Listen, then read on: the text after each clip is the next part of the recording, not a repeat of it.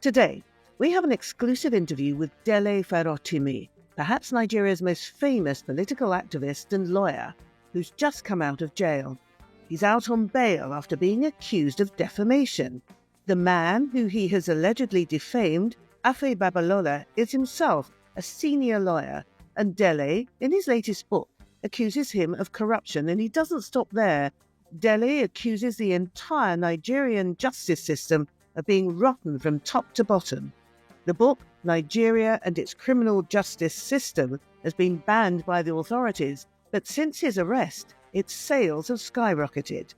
Now, geography matters in this case. Dele is in Lagos, but he was arrested, he says abducted, and driven hundreds of kilometres away to a city where defamation is a more serious offence.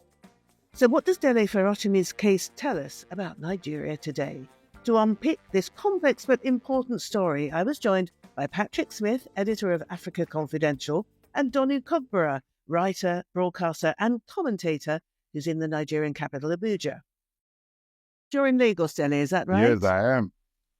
Welcome to Africa Here and Now. Now, as I understand it, I'm not a lawyer, but we can't go into the details of the legal charges that have been levelled against you for fear of breaching sub judice rules. But we can ask you why you think you ended up in jail with a slew of defamation allegations against you.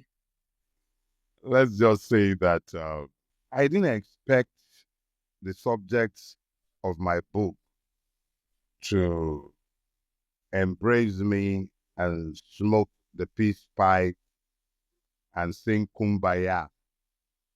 I always expected that there would be reactions. This is the book, by the way. It's called Nigeria and Its Criminal Justice System. You obviously offended some people, if not a single person. As I say, we can't go into the details of that, but it was the offence apparently in this book that got you into trouble. Is that right? Yes, there's the events recorded in the book that offended the principalities and powers in my country. Let's just put it that way. The things I had to say in the book, the events I recorded for posterity in the book, the totality of the offenses that I'm alleged to have caused and the crimes I'm supposed to have committed are encapsulated right there in the book. That's what it's all about, nothing more. And you were detained for about 3 weeks. That seemed to have had a fairly overwhelming effect on you. I looked at some videos you made shortly after your release, and it seemed you seemed completely and profoundly moved by what had happened to you. Let's say that, number one, the word detained in Nigerian lexicon speaks to the military era where an individual could summarily, at his pleasure, have somebody detained. Now, I said somebody, I didn't use the word citizen. You can't detain a citizen because citizenship it presumes the rule of law if you're talking citizenship.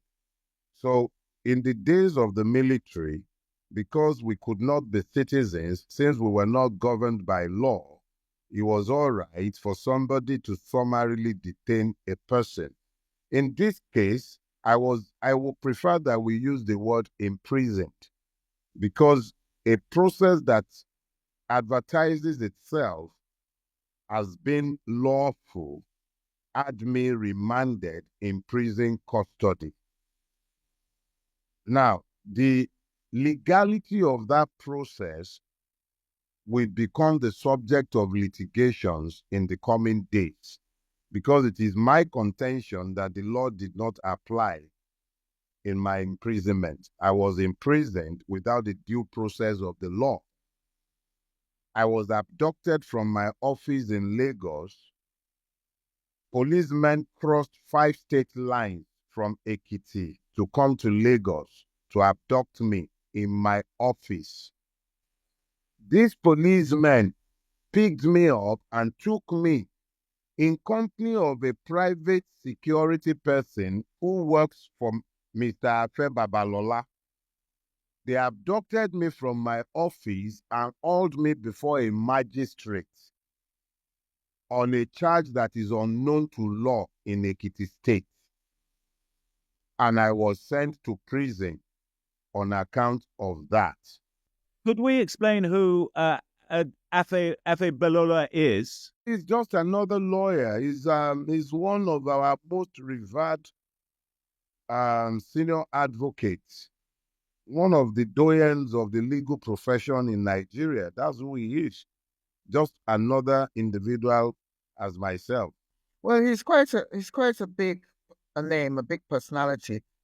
Most famous for giving £10 million to King's College London as a donation for students, African students who want to study human rights. Dele, your ordeal has been described as the weaponization of the legal system against dissent. You presumably would agree with that.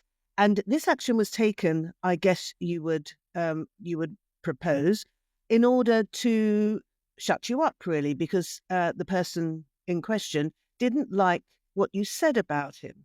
You know, in law, we have a Latin maxim, and I would say that and allow it to suffice as an answer to your question, since I don't want to fall foul of the rule that would guard me from speaking to the case. In Latin, we will say res ipsa loquitur. The facts speak eloquently for themselves. All I have done is to write a book. I might very well be wrong. Let's imagine that I am. Surely there must be a process allowed by law for dealing with errant, foolish writers who would dare to defame legal titans or even a mechanic. It wouldn't matter who I've defamed. The truth of the matter is that a legal system works on the presumption that there must be justice for the aggrieved, justice for the accused, and justice for the society. So surely this cannot be the way the Nigerian state is structured to deal with those with whom we disagree. I met better men than myself in prison. People who have no business being there that are there. A society tells you how far it has walked on the journey to civilization by how it treats its weakest. I saw the way the Nigerian state treats its weakest, the prisoners. So I am thankful for my time there. So, Dele, putting this current case aside, this is the straw that broke the camel's back, so to speak. You've actually been making trouble for the authorities for quite a long time now. For how long have you been an activist? Highly vocal activist? In Nigeria, the word activist is one that I try to run away from. I like thinking that I'm simply another victim of Nigeria who is unwilling to accept his victimhood and would always fight to demand that I be treated as the citizen that the system pretends that I am. I think I came to the knowledge of the loss of my citizenship, or perhaps, maybe properly put, the illusion of my citizenship when I was 16 years old. By the time I was 16 years old, I had an episode with the Nigerian state as represented by the Nigerian police, where I was succinctly reminded of the fact that I wasn't governed by law, but by the whims and caprices of men. And from that time, I'd always known that I was never going to be accepting of this. You're now in your 50s, so that's 40 years. Yes, protesting for 40 years. But what I would like to point out is that, which I find interesting, is that the alleged offense for which you were locked up, is pretty mild compared to some of the things you've said against the system. Particularly, it's not just this government. It's not just this eminent legal luminary. You have actually been protesting for a long time about the many things that are wrong with the country and the system. Well, let me put it this way. And this is what I've told people who have attempted to situate uh, Tinubu within the context of my current experiences. I'm not new in the consciousness of the average Nigerian, but I think those who have initiated this round of battle grossly, grossly underestimated the person they came up against. They thought I was the average Nigerian. But the problem is that I am a victim who is aware of my victimhood. And I've been protesting on behalf of victims in Nigeria for a long time. So it was easy for the other victims to find their voices in demanding my release. It was a vicarious battle that they fought for themselves. They were not just fighting for me, they were also fighting for themselves. So it was a battle that those who picked me up did not expect. I've suffered persecution on multiple levels from the state and the system, but it had never come into the public glare. I didn't bring it into the public glare. I fought in my private space. This was just a situation where the system or principalities within the system overplayed their hand. This is what happens to the average Nigerian every day. Mine just happened to be one of those cases where the average Nigerian found his voice. That's the only thing that happened.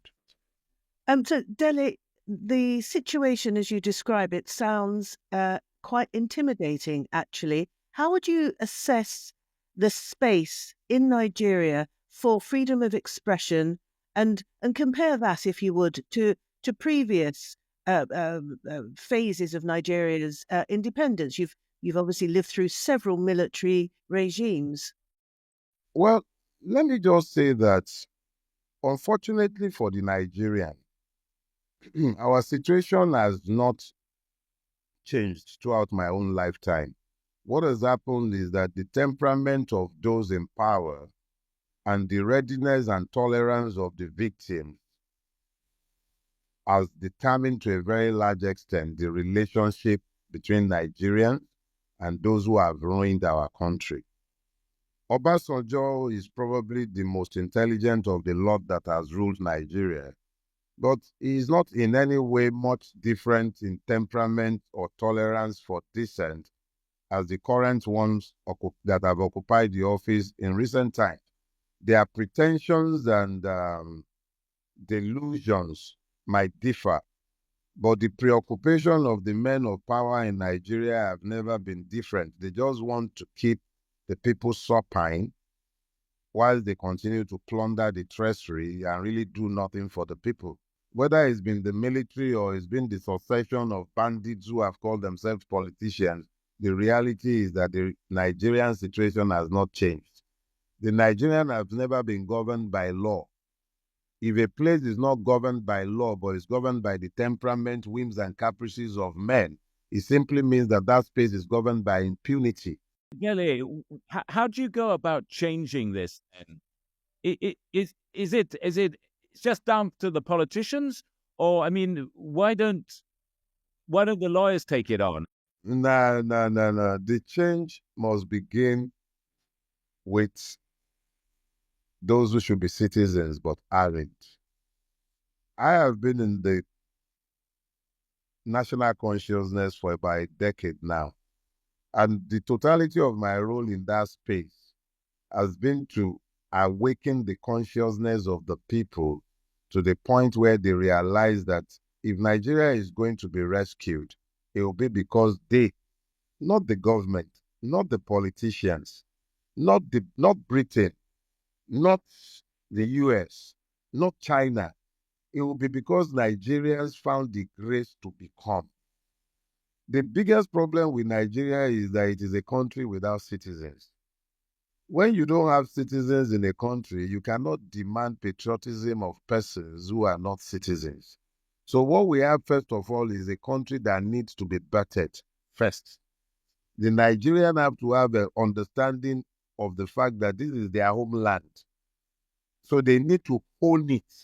It is when they own it that they will demand better, both of themselves and of their ruiners. We are the problems, but we are also the solution. Looking to our politicians for help or for change is a waste of time.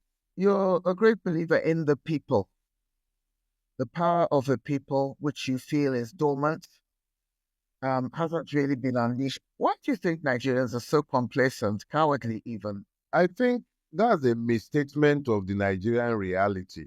The unfortunate reality of the Nigerian is that we are all victims. But we almost always find ourselves victimized and divided by those who should show us the commonalities of our affliction. They divide us behind ethnicity, they divide us behind religion, they divide us behind the most stupid things in the world.